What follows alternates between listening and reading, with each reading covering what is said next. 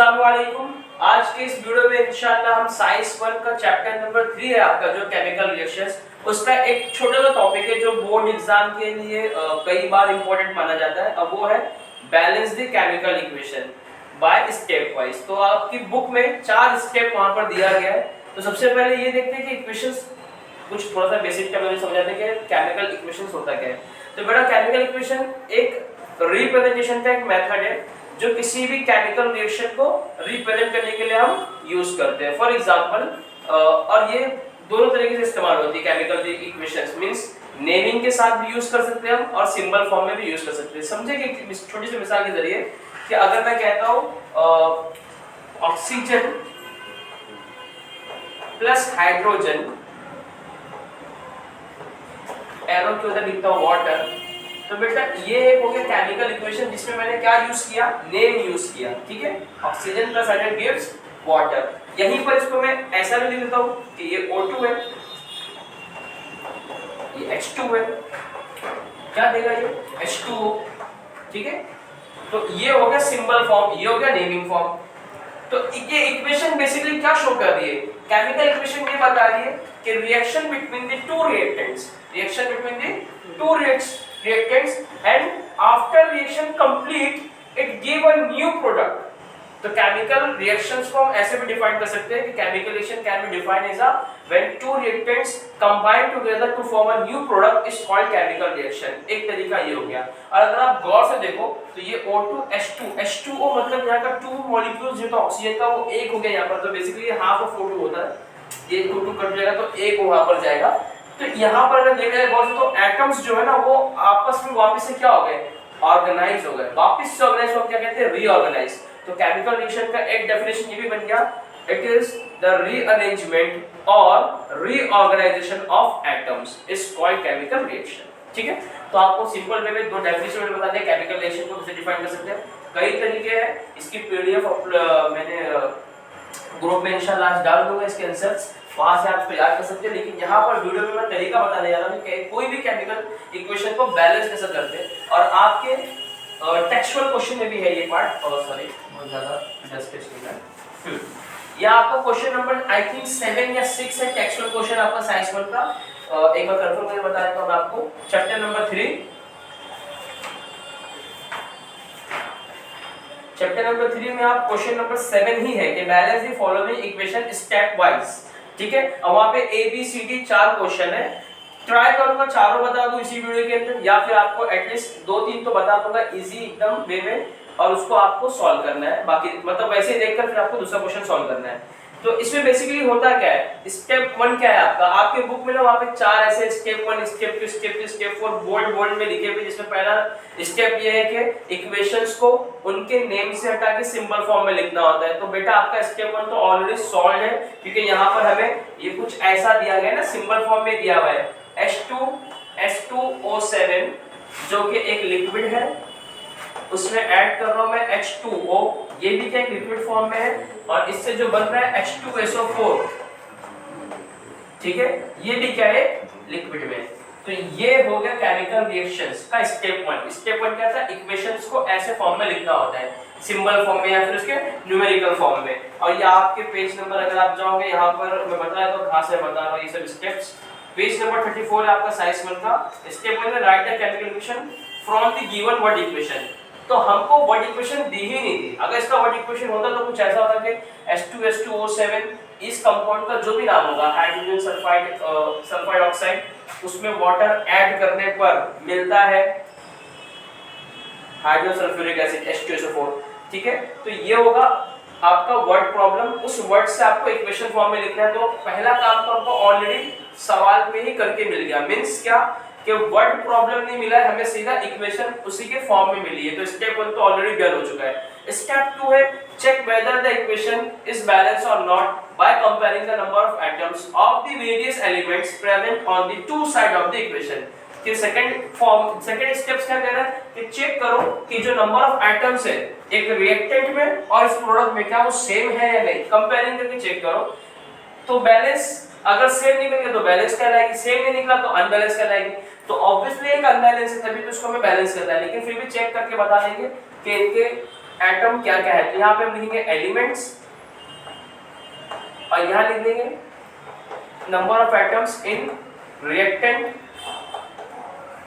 और number of atoms in product. मैं मुंह से बोल रहा हूँ, लिख रहा हूँ आधा, आप पूरा पूरा लिख लेना, कोई बात नहीं, ऐसा आप बॉक्स बना लीजिए। अब आपने कौन कौन से एलिमेंट लिखे, हाइड्रोजन है, इसमें सल्फर है, ऑक्सीजन, ठीक है, और ये हाइड्रोजन ऑक्सीजन तो ऑलरेडी आ चुका है। अब ये देखो रिएक्टेंट में कितना हाइड्रोजन है, तो 2 यहाँ पर है और 2 यहाँ पर है, मतलब 4 हाइड्रोजन है। सल्फर कितना है, 2 है, और ऑक्सीजन कितना है, 1 इधर है और 7 इधर है, मतलब टोटल 8 हो गया। अब प्रोडक्ट पे देखो, अच्छा बेटा ये सिर्फ याद रखो कि जो एरो के इधर होता है वो रिएक्टेंट कहलाता है, ठीक है। ये वाला पार्ट क्या है, रिएक्टेंट है, ये तो आपको ही मालूम होगा। जब 2 रिएक्टेंट आपस में रिएक्ट करेंगे तो क्या बनाएंगे, एक प्रोडक्ट। प्रोडक्ट हमेशा रिएक्टेंट से अलग होता है, लेकिन फिजिकल और केमिकल प्रॉपर्टी में सेम हो भी सकता है, डिफरेंट हो सकता है, लेकिन जो प्रोडक्ट बनेगा, प्रोडक्ट इटसेल्फ डिफरेंट होगा इन दोनों रिएक्टेंट से। मतलब ऐसा नहीं होगा कि आप 2 चीज को मिलाओ तो इनमें से कोई एक ही वहां मिलेगा बनकर, ठीक है, ये अलग ही होगा उन दोनों से। तो अब ये प्रोडक्ट में देख लो, H कितना है, 2 है, S कितना है, 1 है, और O कितना है, 4 है। तो कंपेयरिंग अगर आप करेंगे तो हाइड्रोजन भी बैलेंस नहीं है, सल्फर भी बैलेंस नहीं है, ऑक्सीजन भी बैलेंस नहीं है, ठीक है। तो अब हम जाएंगे स्टेप नंबर 4 पर। स्टेप नंबर 4 क्या कहता है, क्योंकि देखो स्टेप 1 तो हमने इसको इस फॉर्म में लिखा है, इक्वेशन फॉर्म में। स्टेप 2 में हमने क्या किया,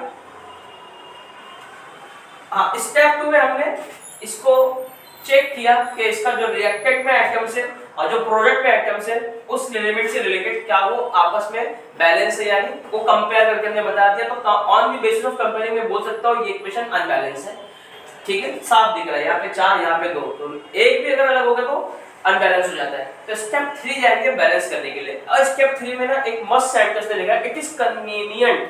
तो बेटा इसका मतलब क्या होता है कि आसानी इसमें है कि हम वो कंपाउंड्स को पकड़े। It is convenient. अब मैं आपको सिंपल अपनी भाषा में बता देता हूँ कि बैलेंस करने के लिए हम उस कंपाउंड से स्टार्ट करेंगे जिसके पास सबसे ज्यादा एटम्स हो, यानी वो कंपाउंड को हम सिलेक्ट करेंगे बैलेंस करने के लिए जिसके पास नंबर ऑफ एटम सबसे ज्यादा हो। तो आओ काउंट करते हैं। टोटल एक कंपाउंड तो ये है वाटर का, जिसके अंदर 2 H है और एक O है, मतलब यहाँ पे 3 एटम्स है, 2 ऑक्सीजन 2 हाइड्रोजन के और एक ऑक्सीजन के, तो यहाँ पर 3 है।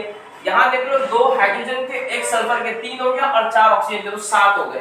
तो देखा जाए तो इसके पास ज्यादा हो गया इससे, लेकिन अगर इसकी बात करेंगे तो यहाँ पर 2 + 2 4 + 7 कितना हो गया 11।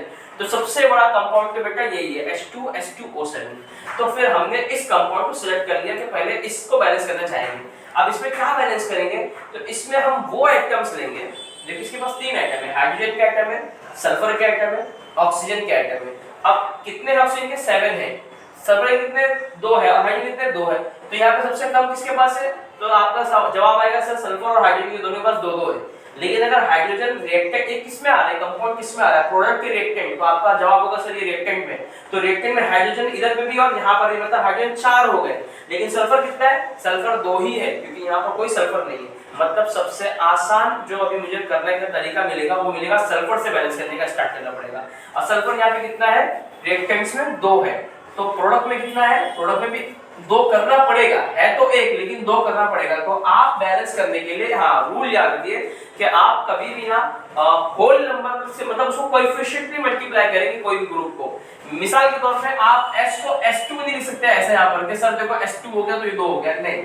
आपको अगर यहाँ पे इसको डबल करना है तो आपको 2 का मल्टीप्लाई करना पड़ेगा पूरे कंपाउंड को। तो अगर मैं into 2 लिखता हूँ प्रोडक्ट को, और चूंकि ये प्रोडक्ट एक ही है, मतलब H2SO4 एक ही कंपाउंड बना है, तो उसमें सल्फर को अगर डबल करना है तो हर एक चीज को डबल करना पड़ेगा।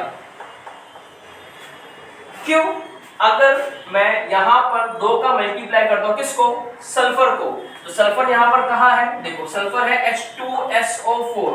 तो अगर मैं 2 का मल्टीप्लाई करूंगा सल्फर के लिए, तो 2 का मल्टीप्लाई किसको होगा, H को भी हो जाएगा, S को भी होगा और O को भी होगा। ये सिंपल मैथमेटिक्स है कि अगर कोई नंबर किसी के पहले लिख दिया जाए तो वो सबको आगे मल्टीप्लाई करता है। अगर मान लो ब्रैकेट में हो, जैसे मैथ्स में होता है, तो इनटू ब्रैकेट के हर टर्म को करेगा, तो हर टर्म को करेगा तो H कितना बन जाएगा, 2 * H कितना हो जाएगा बेटा 4 हो जाएगा ये, ठीक है, ये इक्वल टू 4 हो जाएगा, ये इक्वल टू 2 हो जाएगा, और 4 2 इक्वल टू 8 हो जाएगा।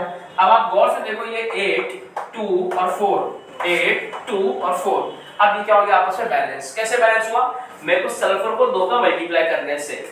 तो फिर से एक बार समझा देता हूं मैं। स्टेप 1 ये था कि सबसे पहले इक्वेशंस को वर्ड प्रॉब्लम से इक्वेशन फॉर्म में लिखेंगे, केमिकल इक्वेशन को इक्वेशन फॉर्म में लिखेंगे। तो ये स्टेप तो ऑलरेडी डन हो चुका था सवाल में, क्योंकि सवाल में ऐसा ही दिया हुआ था, सवाल में वर्ड प्रॉब्लम नहीं था। तो एक स्टेप 1 तो हमारा डन हो चुका है। स्टेप 2 में क्या था कि यहाँ पे हम कंपेयर करेंगे एटम को और उस बेस पे बताएंगे कि इक्वेशन बैलेंस है या अनबैलेंस है। तो हमने कंपेयर किया, कौन कौन से एलिमेंट के लिख दिए, रिएक्टेंट में कितने आइटम है वो लिख दिए और प्रोडक्ट में कितने आइटम थे वो लिख दिए, और इस बेस पे बता दिया कि ये आपस में अनबैलेंस है। स्टेप 3 क्या था, it is convenient to choose that compound which have greater number of items. तो सबसे ज्यादा आइटम इसके पास थे 11। हां, ये कैलकुलेट हमने करके आपको बताया, यहां पे 11 थे, यहां पे 3 और यहां पे 7। तो सबसे बड़ा कंपाउंड ये मिल गया। अब जब ये सबसे बड़ा कंपाउंड हो गया तो इसके अंदर वो एलिमेंट को चूज करूंगा मैं जो सबसे कम नंबर में हो। तो सल्फर मिला, आप बोलेंगे जैसे सल्फर 2 है, हाइड्रोजन भी 2 है, तो हाइड्रोजन 2 बेटा इसमें है ना, इस कंपाउंड में, लेकिन ये कंपाउंड रिएक्टेंट का पार्ट है और रिएक्टेंट में 2 रिएक्टेंट है, तो दोनों जगह अगर हाइड्रोजन मिला हो तो 4 हो जाता है, मतलब सल्फर 2 और हाइड्रोजन 4, मतलब अब सल्फर सबसे कम हो गया है।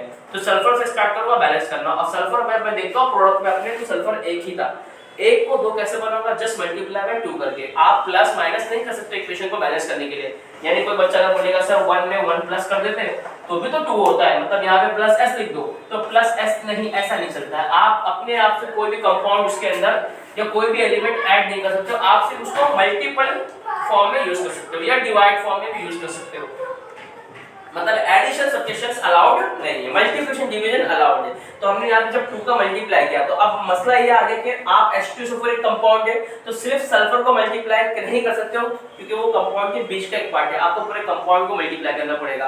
तो जब मैंने इसको इंटू 2 किया तो इंटू 2 H को भी हो गया और O को भी हो गया। तो जब मैंने इसका मल्टीप्लाई चेक किया तो 2 2 जा 4 निकला, ये 2 1 जा 2 और ये 2 4 जा 8, और गौर से देखा तो 4 2 8 यहीं पे मींस अभी number of atoms in reactant वो एकदम इक्वल हो गए number of atoms in product. इसका मतलब ये इक्वेशन क्या हो गई, मेरी बैलेंस हो गई। तो अब स्टेप 4 आता है कि जब बैलेंस इक्वेशन हो जाती है तो right the final balance equation. ठीक है, तो बस यहाँ पे मुझे अभी फाइनल बैलेंस इक्वेशन लिखना है, तो कोई नहीं, यहाँ पे मैं इक्वेशन लिख दे रहा हूँ अपनी, H2O7, याद रखो ये आपका स्टेप 3 है, स्टेप 3 था बैलेंसिंग, ये स्टेप 4 है बेटा। स्टेप 2 क्या था, स्टेप 2 भी एक्चुअली में यही था, लेकिन ये मल्टीप्लिकेशन करने से पहले जो बॉक्स था वो स्टेप 2 था, जिसमें मैं सिर्फ कंपेयर करके बताया था कि बैलेंस है या अनबैलेंस है। अच्छा, मल्टीप्लाई करके बैलेंस कर दिया तो वो स्टेप 3 हो गया। और जब इक्वेशन बैलेंस हो गई तो बैलेंस इक्वेशन को लिखेंगे, वो स्टेप 4 कहलाएगा। तो यहाँ पर इसमें वाटर ऐड कर दो, H2O, एरो के उधर 2H2SO4, ब्रैकेट डालने की जरूरत नहीं होती है, ठीक है, एरो थोड़ा सा नंबर लेंगे वहां टच कर देते। तो ये आपका होगा फाइनल आंसर। तो इसी तरीके से आपको अपने बाकी तमाम इक्वेशन को बैलेंस करनी है कि सबसे पहले इक्वेशन को इक्वेशन फॉर्म में लिखना है, तो ये तो आपका स्टेप 1 में दिया होता है। उसके बाद आपको जस्ट एलिमेंट को यहाँ लिखना है और उसको नंबर ऑफ एटम्स और प्रोडक्ट कितने मौजूद है रिएक्टेंट में प्रोडक्ट में सेपरेट करना है। उस बेस पे आपको दिख जाएगा कि अनबैलेंस है तो बैलेंस करने जाएंगे, किसको उठाएंगे, सबसे पहले सबसे बड़ा कंपाउंड लेंगे जिसमें सबसे ज्यादा एटम हो, उस बड़े कंपाउंड में वो एलिमेंट लेंगे जो सबसे कम हो, उस कम वाले को बराबर करेंगे। आप रिएक्टेंट्स के अगर मसले तो रिएक्टेंट में प्रोडक्ट में, अगर मान लो यहाँ नहीं मिलता बड़ा आइटम, यहाँ मिलता तो यहाँ का उठाते, फिर इसमें सबसे छोटा एलिमेंट ढूंढते और उसके हिसाब से इसको बनाते। यानी आप चाहो तो रिएक्टेंट में भी मल्टीप्लाई कर सकते हो और आप चाहो तो प्रोडक्ट में मल्टीप्लाई कर सकते हो बैलेंसिंग के लिए। ईदर वे में कहीं पर भी मल्टीप्लाई या डिवीजन करके आप उसको बैलेंस कर सकते हो। होपफुली आपको एक्सप्रेशन समझ में आया होगा और आप बाकी 3 इक्वेशंस के प्रैक्टिस करिए और कमेंट सेक्शन में बताइए कि आपसे आंसर आया या नहीं आया। Thank you.